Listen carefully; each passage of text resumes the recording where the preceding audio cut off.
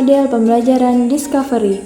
Menurut Brunner, berpendapat bahwa hendaklah guru memberikan kesempatan kepada siswanya untuk menjadi seorang saintis, historian, atau ahli matematika. Untuk itu, melalui kegiatan tersebut, siswa akan menguasai, menerapkan, serta menemukan hal-hal yang bermanfaat bagi dirinya.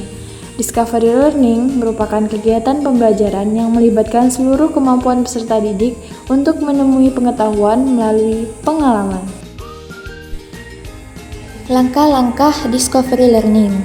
Yang pertama, pemberian rangsangan. Guru menunjukkan gambar atau skema video yang berkaitan dengan materi, kemudian memberikan sedikit gambaran mengenai media yang ditampilkan. Lalu peserta didik mengamati dengan seksama video yang ditampilkan melalui mencatat bagian-bagian yang ingin ditanyakan. Yang kedua, problem statement atau identifikasi masalah. Langkah selanjutnya, guru mempertegas jawaban yang diberikan oleh peserta didik. Kemudian peserta didik tersebut bertanya mengenai hal yang ingin mereka ketahui. Lalu jawaban akan dijawab dengan teman yang lain. Yang ketiga, data collection atau pengumpulan data. Guru mengawasi dan memfasilitasi serta membimbing jalannya proses pembelajaran yang akan dilakukan oleh peserta didik. Kemudian peserta didik melakukan eksperimen terkait masalah yang disajikan, membaca sumber lain seperti buku, mengamati objek, kejadian, aktivitas, dan wawancara dengan narasumber. Yang keempat, data processing atau pengolahan data.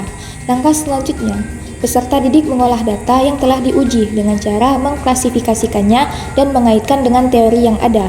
Yang kelima, yaitu verification atau pembuktian. Kemudian, masing-masing kelompok memeriksa kebenaran hasil dari yang mereka dapatkan. Kemudian, masing-masing kelompok memeriksa kebenaran hasil dari yang telah mereka dapatkan, baik berupa dengan teman sekelompok, beda kelompok, serta diskusi, lalu menyimpulkan hasil penelitian tersebut. Yang terakhir, generalization atau menarik kesimpulan. Langkah terakhir yang guru lakukan yaitu menyimpulkan jawaban yang telah diberikan oleh peserta didik. Kemudian peserta didik menyajikan laporan dalam bentuk gambar atau laporan tertulis terkait proses dan hasil penelitian itu melalui presentasi. Lalu guru melakukan evaluasi akhir secara individual sebagai evaluasi akhir dalam pelaksanaan kegiatan. Kelebihan discovery learning menurut Suherman dan kawan-kawan dalam Suherti yaitu 1. Peserta didik aktif dalam kegiatan belajar sebab ia berpikir dan menggunakan kemampuan untuk menemukan hasil akhir. 2. Peserta didik memahami benar bahan pelajaran sebab mengalami sendiri proses menemukannya. Sesuatu yang diperoleh dengan cara ini lebih lama untuk diingat. Ketiga, menemukan sendiri menimbulkan rasa puas. Kepuasan batin ini mendorong ingin melakukan penemuan lagi, sehingga minat belajarnya meningkat. Siswa yang memperoleh pengetahuan dengan pembelajaran discovery akan lebih mampu mentransfer pengetahuannya ke berbagai konteks. Dan yang terakhir, pembelajaran ini melatih siswa untuk lebih banyak belajar sendiri. Kemudian masuk kekurangan discovery learning. 1. Dipersyaratkan keharusan adanya persiapan mental untuk cara belajar ini. 2. Pembelajaran discovery kurang berhasil untuk digunakan di kelas yang besar.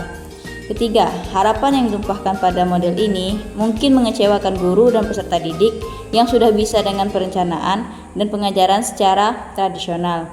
Keempat, mengajar dengan discovery mungkin akan dipandang sebagai terlalu mementingkan memperoleh pengertian dan kurang memperhatikan diperolehnya sikap dan keterampilan. 5. Discovery learning mungkin tidak akan memberi kesempatan untuk berpikir kreatif karena pengertian-pengertian yang akan ditemukan telah diseleksi terlebih dahulu oleh guru, demikian pula proses-proses di bawah pembinaannya.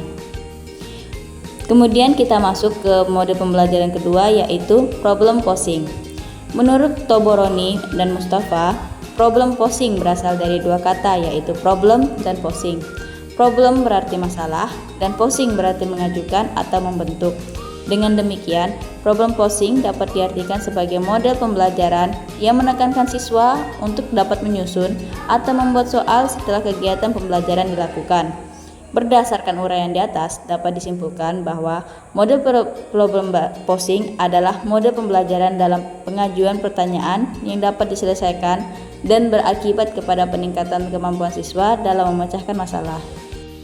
Langkah-langkah problem posing. Menurut Tobroni dan Mustafa mengemukakan bahwa langkah-langkah penerapan model problem posing adalah: pertama, guru menjelaskan materi pelajaran kepada siswa menggunakan alat peraga untuk menjelaskan konsep. Kedua, siswa diminta mengajukan soal secara berkelompok atau individu. Dan ketiga, siswa diminta saling menukarkan soal yang telah diajukan dan menjawab soal tersebut secara berkelompok atau individu. Kelebihan metode ini adalah: pertama, siswa dapat berpartisipasi secara aktif dalam pembelajaran. Yang kedua, mendidik siswa berpikir sistematis. Yang ketiga, mendidik siswa agar tidak mudah putus asa dalam menghadapi kesulitan. Yang keempat, siswa terampil menyelesaikan soal tentang materi yang diajarkan. Yang kelima, mendatangkan rasa kepuasan tersendiri bagi siswa jika soal yang dibuat tidak mampu diselesaikan oleh kelompok lain. Yang keenam, berkesempatan menunjukkan kemampuan pada kelompok lain. Yang ketujuh, siswa mencari dan menemukan sendiri informasi. Dan yang terakhir, modul ini juga memiliki kekurangan. Yang pertama, pembelajaran problem posing membutuhkan waktu yang lama. Yang kedua, pada kegiatan proses pembelajaran dengan menggunakan problem posing, suasana kelas cenderung gaduh karena siswa diberi kebebasan oleh guru. Yang ketiga, penerapan problem posing berkaitan dengan penguasaan bahasa di mana siswa mengalami kesulitan dalam membuat kalimat tanya.